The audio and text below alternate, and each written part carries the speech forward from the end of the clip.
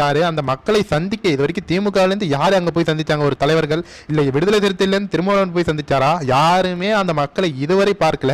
இந்த எலெக்ஷன்ல அவங்க அந்த தேர்தலே புறக்கணிச்சுட்டாங்க அப்படிங்கிற ஒரு தகவலும் வருது. அது எந்த அளவுக்கு உண்மை நமக்கு தெரியாது. ஆனா அந்த மக்கள் சொன்னாங்க நாங்க ஓட்டு போட மாட்டோம், இந்த பிரச்சனைக்கு தீர்வு கண்ட வரைக்கும் ஓட்டு போட மாட்டோம் அப்படின்னு. ஒரு கிராமத்தில் உள்ள அந்த மக்கள் அந்த அளவுக்கு வெறுத்து போய் அவங்களுடைய மனக்குமுறல்களை சொல்லியிருக்காங்க.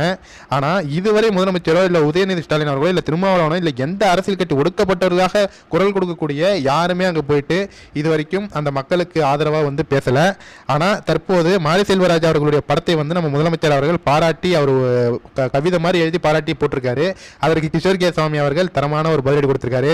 11,000 கிலோமீட்டர் தள்ளி அமெரிக்காவில் போயிட்டு இந்த படத்தை பார்த்து பாராட்டுறீங்க, சமூக நீதி நிலைநாட்டுறீங்க, 350 கிலோமீட்டர்ல உள்ள இந்த வேங்க வயலுக்கு உங்களால் போக முடியலையே முதல்வரே அப்படின்ட்டு கடுமையாக விமர்சனம் பண்ணி கலாய்த்திருக்காரு.